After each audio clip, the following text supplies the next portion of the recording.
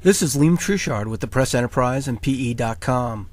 Authorities and animal control officers are investigating the discovery of animal parts found throughout Southwest Riverside County recently. The first discovery happened July 21st when 29 bags filled with the remnants of turkeys, goats, and emus were located along Anza Road near Highway 79 in Temecula. One day later, 15 bags of cow remains were found along Baxter Road, about a half-mile east of Interstate 15 in Wildemar.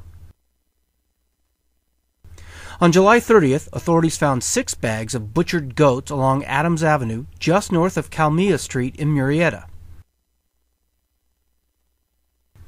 For the Press Enterprise and PE.com, I'm Liam Truchard.